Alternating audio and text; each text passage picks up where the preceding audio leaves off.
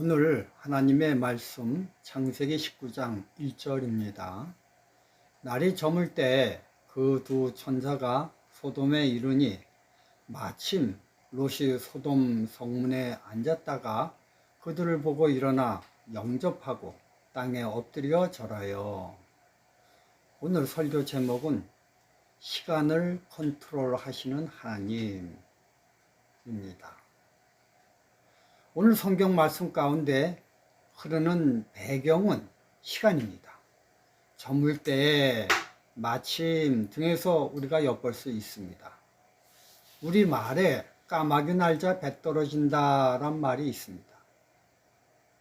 모든 일어나는 행동들이 어쩌면 그렇게 짝이 맞냐라는 뜻인데, 세상에서는 이런 모든 행동을 우연이라는 것에 맞추어 만들어낸 말입니다. 그러나 시간을 통제하시는 시간 통제 하나님이십니다. 역사 속에서는 절대 우연이 없습니다. 철저하게 그분의 계산 하에서 나타나는 현상들입니다. 그러므로 구속사와 연관된 모든 사건들은 우연과 연관된 것은 없고 오로지 하나님이 사전에 짜여진 스케줄대로 이루어지는 현상들입니다. 그래서 영어로 역사를 히스토리, 즉 히스, 그의 스토리, 위다란 단어 어원입니다. 그러므로 천사들이 저물 때에 도착한 것은 의도적이었고 마침으로 연결된 롯과의 만남도 의도된 행동인 것입니다. 두 천사는 롯의 하루 행동 궤적을 알고 저녁 되면 롯이 소돔 정문에 앉아 있을 것임을 그 궤적에 맞추어 발걸음의 보조를 맞춘 것입니다. 성경은 온통 하나님이 죄인을 만나러 오시는 것에 포인트를 맞추어 기록되어 있습니다. 그런데 꼭 죄인을 만나야 될 바로 그때 하나님은 나타나십니다. 누가복음 15장에서 하나님은 탕자가 모든 재산을 탕진할 때까지 기다리셨다가 그 나라에 기근이 들어 흉년이 되게 하셨습니다. 이처럼 완벽하게 왁구가 맞춰질 때 하나님은 행위하십니다. 둘째 아들 수중에 돈이 많이 있을 때 흉년이 들게 하시지 절대 아니하십니다. 누가복음 2장 1절에 가이사 아구스토가 나옵니다. 로마 황제죠. 그 로마 황제라도 아무 때나 호종령을 내리지 않습니다. 황제이니까 제 마음대로 계획하고 실행하는 줄 아는데 성경은 그런 사상을 철저하게 배격하고 있습니다. 로마 황제 가이사 아구스토가 호족 칙령을 내리려면 마리아가 아기를 가져 배가 남산만하게 되어 있어 해산이 가까울 때에만 내릴 수가 있습니다. 우리는 요한복음 4장에서 하나님이 죄인을 만나기 위해 열심히 일하시는 것을 보게 됩니다. 예수님은 예루살렘에서 일찍 출발하여 사마리아 야곱의 우물가에 정오에 도착하시려고 하셨습니다. 왜냐하면 정오에 예수님이 목표로 하는 사마리아 여인이 바로 그 때에 우물가에 나오기 때문입니다. 예루살렘에 여인이 없어 그 먼 사마리아까지 예수님이 가셨나요? 아닙니다. 하나님의 말씀을 받아들일 준비가 된 여자가 그곳밖에 없었기 때문에 단 한 명이라도 구원하시기 위해 구세주이신 예수님이 힘들게 오전 내내 뙤약볕을 걸으셨던 것입니다.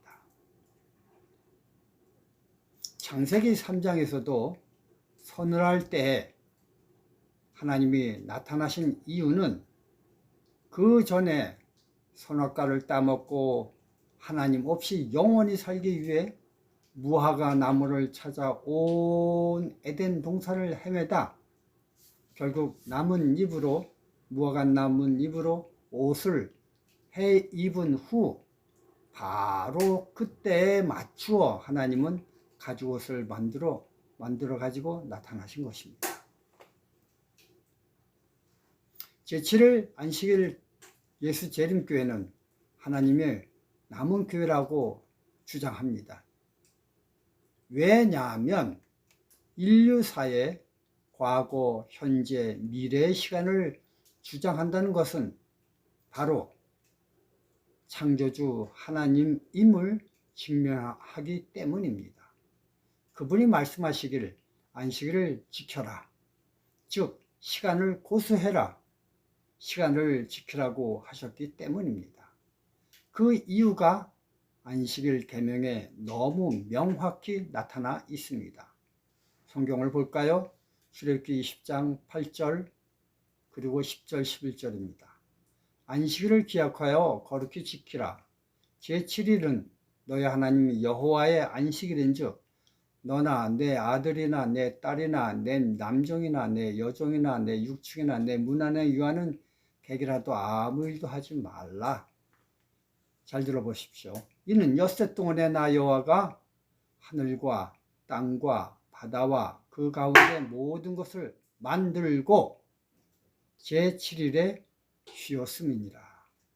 그러므로 나 여호와가 안식일을 복되게 하여 그날을 거룩하게 하였느니라. 안식일 계명에 너무나 분명하게 안식일을 지켜야만 하는 당위성을 적어 놓으셨는데 그것은 안식일이 증명하려고 하는 목표는 바로 하나님의 창조주이시다라는 사실입니다. 하나님의 창조주이심을 증명하는 시간이기 때문에 그 날이 거룩한 날이 되는 것입니다. 아무 날이나 거룩함을 붙일 수는 없습니다. 그렇게 되면 하나님이 창조주라는 사실이 흐려지기 때문에 오로지 안식일 날만 거룩해야 됩니다. 그러므로 거룩한 날에 포함되기만 하면 포함된 사람들 모두 다 거룩한 사람이 됩니다. 사람이 거룩한 것이 아니라 하나님이 거룩하게 만든 시간 속에 들어감으로 거룩해진 것입니다. 만약 창조주 안식일이 훼손되지 않고 인류가 계속 지켜왔다면 사단은 전혀 손을 쓸 수가 없었을 것입니다. 그래서 사단은 의도적으로 안식일을 일요일로 바꿔 지키게 함으로 하나님이 창조주이심을 인류가 헷갈리게 생각하도록 만든 것입니다. 그로 인해 하나님이 세상을 창조하였다라는 것이 틀리다고 하는 거짓 논리인 진화론을 이 세상 모든 학교에서 기본 틀로 하여 교육하고 있지 않습니까? 진화론은 가설이기 때문에 원리나 규칙이 되지 못하고 가설인 론에 머물러 있습니다. 그래서 여러분 아십니까? 절대 진화론은 국가에서 행하는 모든 시험에 대학 예비고사를 비롯한 모든 시험에 절대 출제될 수 없습니다. 아무리 학교에서 중요하게 가르친다고 해도 시험에는 나올 수 없습니다. 왜냐하면 가설이기 때문입니다. 그럼에도 불구하고 학교나 온 세상은 온전히 진화론 사상에 바탕을 두고 가르치고 있습니다. 진화론의 가설 가운데 적자생존이란 가설이 있습니다. 힘 있는 자가 이겨 살아남는다는 뜻입니다. 그래서 한국의 부모들은 그 어린 자녀들에게 학교가 끝난 후 몇 개의 학원을 다니며 적자생존의 법칙에서 살아남기 위하여 순회 교육을 하고 있습니다.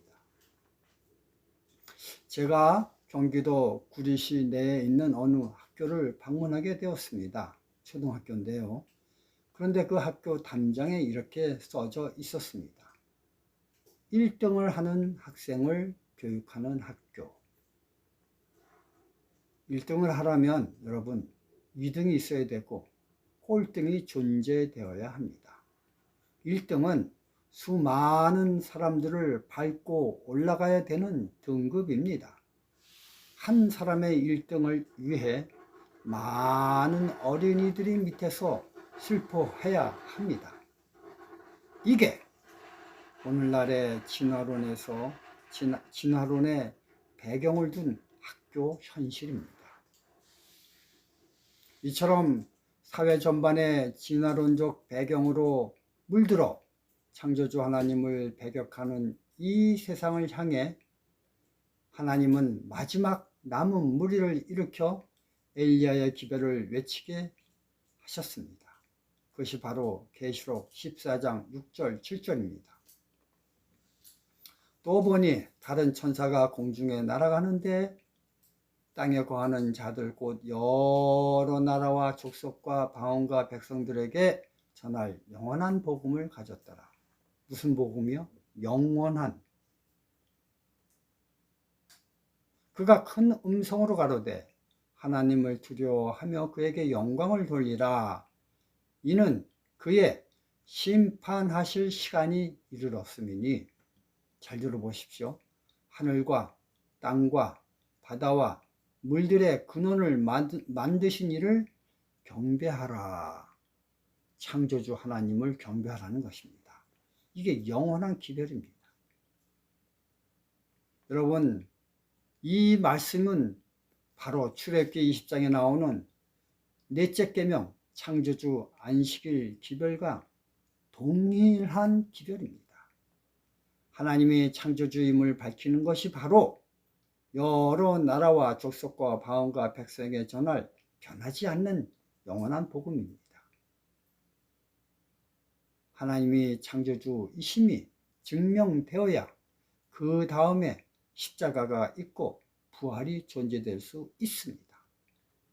창조주 사상이 멸시되면 그 고귀한 기별인 십자가의 사랑과 영광의 부활의 의미가 사라집니다.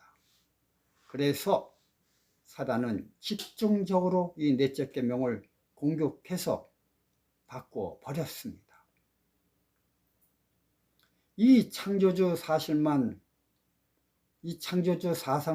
흐릿해지면 그 어떤 전쟁에서도 승리할 수 있기 때문입니다. 여러분, 가만히 생각해 보십시오. 하나님이 우리에게 십계명을 주셨는데 그 십계명 중 넷째 안식일 계명을 빼곤 이 세상의 모든 종교엔 공통적으로 9개의 계명이 다 들어 있습니다. 그 어떤 종교에나 다 똑같이 9째 계명이 들어 있습니다. 예를 들어서 나 이외에 다른 신을 섬겨라, 이런 계명을 가지고 있는 종교가 있습니까? 내 이름을 망령되이 일컬어라, 부모를 때려라, 이러한 등등의 계명을 가지고 존재할 수 있는 종교가 있습니까? 없습니다. 종교의 이름을 가지고 있다면 9개의 계명은 공통적으로 밑바닥에 깔고 있습니다. 그러나 반대로 그 어떤 종교이든지 간에 시간을 지배한다는 안식일 계명을 가지고 있는 종교는 찾아볼 수가 없습니다. 눈을 아무리 크게 뜨고 봐도 없습니다. 오로지 창조주 하나님의 종교인 기독교밖에 없습니다. 그런데 기이하게도 이 세상의 모든 기독교 종파는 전부 창조주 안식일을 폐지하고 우상, 태양신의 날인 일요일을 굳건히 지키고 예배를 드리고 있습니다. 또 태양신의 날 일요일과 연관되어 기독교는 태양신의 생일날을 예수님의 생일날로 바꿔 지키고 크리스마스를 지키고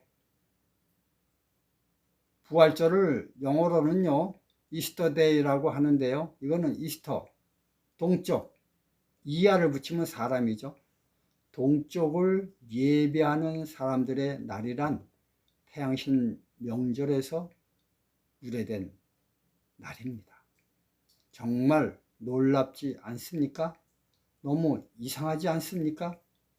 여기에 사단의 계략이 숨겨져 있는 것입니다. 하나님은 과학이 아무리 발달해도 시간만은 인간이 터치하지 못하게 하십니다.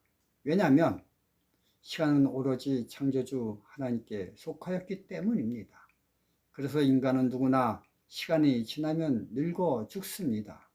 이처럼 시간은 오직 하나님만 간섭하고 계십니다. 그러므로 오늘의 말씀 중에서 마침이란 단어는 우연이 아니라 정확한 하나님의 계시 속에서 일어나는 현상임을 성경은 말하고 있습니다. 이와 같이 우리 인생의 일거수일투족 모두 하나님 손 안에 있습니다. 전도서 3장 7절 8절 찢을 때가 있고 꾀말 때가 있으며 잠잠할 때가 있고 말할 때가 있으며 사랑할 때가 있고 미워할 때가 있으며 전쟁할 때가 있고 평화할 때가 있느니라. 모든 시간은 하나님의 손바닥 안에 있습니다.